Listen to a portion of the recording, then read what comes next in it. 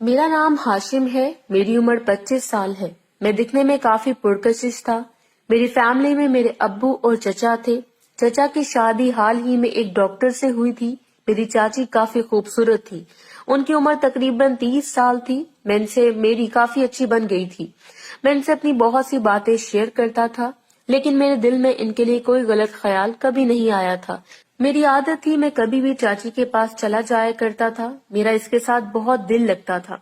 मेरी चाची भी अकेली होती थी, क्योंकि मेरे चचा एक महकमे में अफसर थे, तो वो मसरूफ रहते थे। कुछ दिन बाद मैं चाची के घर रहने लग गया। मेरे चचा को इस बात से कोई एतराज न था, क्योंकि मैं इनके लिए इनके बेटों की तरह था। इन्होंने मुझे चाची की देखभाल करने का कहा था। एक दफा मैं चाची को आवाज देने लगा तो मेरी चाची वॉशरूम से मुझे जवाब देने लगी। मैं भी इनके रूम में जाकर बेड पर बैठ गया था। कुछ देर बाद मेरी चाची ने मुझे आवाज दी कि मैं इन्हें टॉवल उठाकर दूं। इनकी बात सुनकर पहले तो मैं झिझका था, पर फिर अपने ख्यालों को झटक कर मैंने फौरन पास पड़ा टॉवल उठाया और इनको पकड़ाने लगा। जैसे ही मेरी चाची ने हाथ आगे बढ़ाया तो उनका दायां हिस्सा मेरी नजरों के सामने आ गया था। बिलाशुबा वो हुस्न की मलका थी। मैं तो इनको देखकर हैरान हो गया था। चची भीगी हुई थी और पानी की बूंदें इनसे चिपकी हुई थी। मैं होश खो बैठा था, लेकिन इनकी आवाज पर मैं वापस होश में आया। मेरा बुरा हाल हो गया था। इस दिन के बाद से मुझे अजीब सी बेचैनी होने लगी थी। चची इस दिन टॉवल में ही मेरे सामने आ गई थी और मेरे पास से गुजरने लगी थी। मैंने इनको पीछे से घूर कर देखा था। इनका हुस्न काफी पुरकशिश था और इनकी वो खुशबू मुझे मदहोश करने लगी थी। मैं खुद को काबू में करता इनके पास से गुजरकर बाहर चला गया था। मैं अपने रूम में आकर भी इनके बारे में सोचता रहा था। मैं इनका काम वगैरह भी करता रहता था।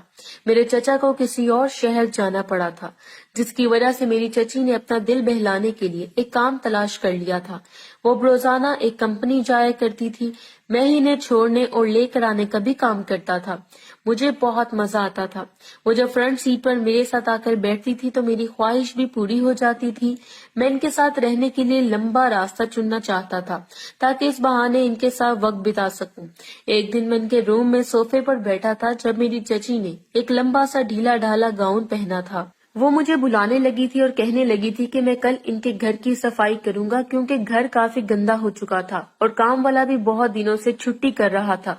मैंने इनसे प्यार से कहा कि मैं कर दूंगा और फिर दोनों इधर उधर की बातें करने लगे। मैं सारा टाइम इन्हें ही देख रहा था, जो इस खूबसूरत गाउन में काफी हसीन लग रही थी। अगले दिन मैंने चची को देखा तो उन्होंने काफी गहरे गले वाली कुर्ती पहनी हुई थी, जबकि साथ ही साड़ी पहनी हुई थी। पहले तो मैं हैरान हुआ, क्योंकि चची को आज तक मैंने साड़ी में नहीं देखा था। तो चची मुझे कहने लगी कि इन्होंने आज ही साड़ी पहनी है, क्योंकि इनका इतने दिनों से दिल था और वैसे भी इनकी साड़ी अब तंग हो चुकी थी। मैं हैरान हुआ और पूछने लगा कि तंग क्यों हुई है, हालांकि वो तो पूरी फिट है। जब वो कहने लगी कि इनके अंदर शादी के बाद चेंजिंग आई है, जिसकी वजह से काफी ज्यादा वो फिट हो गई हैं। चची पूछने लगी कि क्या मुझे भी इस तरह के कपड़े पसंद हैं, तो मैं पहले तो शर्माया था, पर फिर चची की बात पर हाँ बोला था। चची कहने लगी कि फिक्र न करो, तुम्हारे लिए भी मैं अपनी जैसी ही लड़की तलाश करूंगी। मैं सोच में पड़ गया था कि क्या चची जितनी खूबसूरत लड़की भी मिल सकती है। मेरा दिल इस वक्त तो यही कह रहा था कि अपनी चची को ही दबोच लूं और एक ही बार में काम कर दूं, पर मुझे अभी सब्र करना था। चची क्या फील करती है मेरे बारे में, मुझे ये भी जानना था। मैं दिल ही दिल में ये सोचने लगा था कि चची ने इस तरह के कपड़े क्यों पहने हैं। मेरे जहन में ख्याल आया कि क्या पता वो मुझे बहकाने की कोशिश कर रही हो, पर फिर अपने ही ख्याल को मैंने झटक दिया था। लेकिन क्या पता मेरा यह ख्याल सच साबित हो। मैं ये सोचने लगा था, लेकिन मेरी किस्मत इतनी अच्छी नहीं थी। मुझे लगा शायद चची को गर्मी ज्यादा लगी है, तभी ऐसे कपड़े पहने हैं। मैं अब इनकी मदद करने लगा था। इतनी गर्मी की वजह से इन्हें पसीना आने लगा था। इस पसीने की वजह से इनकी हालत देखकर मैं भी पिघलने लगा था। मैं जब भी इनके सामने आता तो इनका हुस्न देखकर नजरें इनसे मिलाना मुश्किल हो जाती थी। कुछ देर बाद सफाई कर ली थी, पर अभी किचन को साफ करना था। इसकी दीवारें ऊंची थी। मेरी चची ने मुझे स्टूल लेकर आने को कहा। मैं जैसे स्टूल लेकर आया तो मेरी चची स्टूल पर चढ़ गई। मैंने इन्हें काफी रोका कि मैं इनकी जगह कर लेता हूँ, पर वो कहने लगी कि किचन की सफाई वो पहले भी खुद करती हैं। वो अब स्टूल के ऊपर खड़ी थी जबकि मैं इन्हें नीचे से देख रहा था। अब वो इस हालत में मुझे दिखाई दे रही थी, लेकिन अचानक ही मेरी चची का तवाजुन बरकरार न रह सका। जैसे वो गिरने लगी तो मैंने अपनी चची को पीछे से पकड़ लिया था। इस अचानक के अमल की वजह से मैंने अपनी चची को छुआ था। मैं बहुत शर्मिंदा हुआ, पर इसके अलावा और कोई तरीका न था, वरना मेरी चची नीचे गिर जाती और लेने के देने पड़ सकते थे। मेरी चची ने मुझे कंफ्यूज देखा तो कहने लगी कि कोई बात नहीं और बचाने का शुक्रिया। इनके खदोखाल मेरे हाथों को छू रहे थे।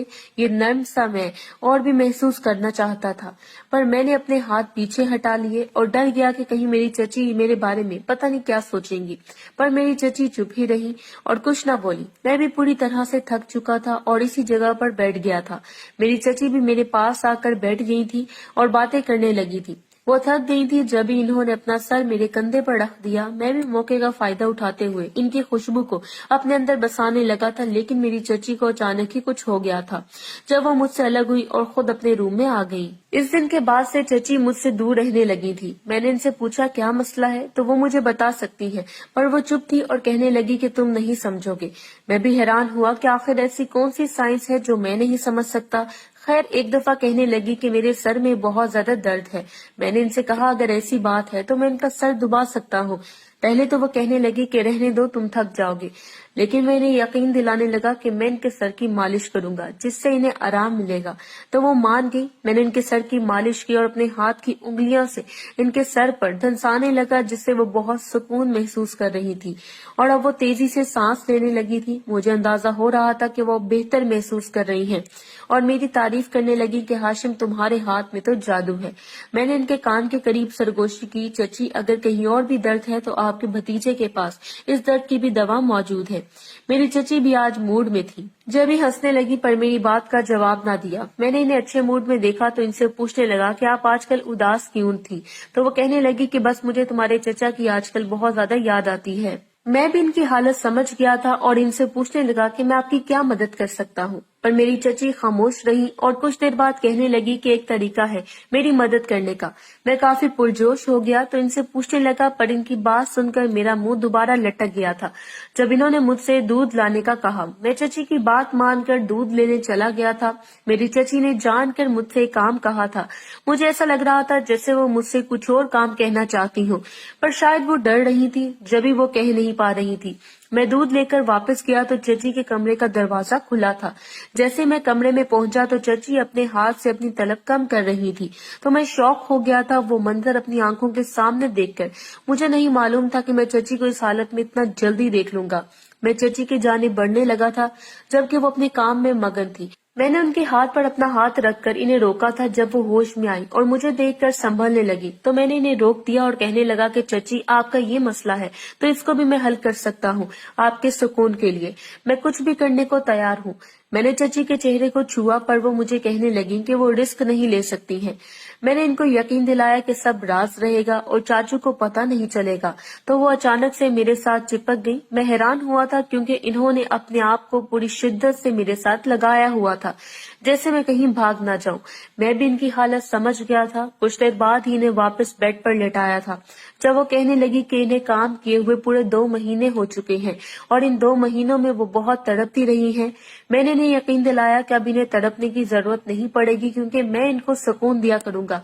मैंने चाची को इस दिन पूरी तरह से अपना बना लिया था और इनके हुस्न पर दीवानावार हमला किया था। वो भी भरपूर तरीके से मेरा साथ देने लगी थी और मैं इस रात इधर ही सो गया था क्योंकि मेरे चाचू का आने का कोई भी इम्कान नहीं था। वो जितना अरसा भी शहर से बाहर रहते, मैं एहतियात के साथ अपनी चाची की तलब पूरी करने लगा था। मेरी चाची भी खुश रहती थी। कभी कभी तो वो दोपहर को भी मुझे अपने पास बुला लेती थी और मैं भी इनके बुलाने का ही इंतजार करता रहता था।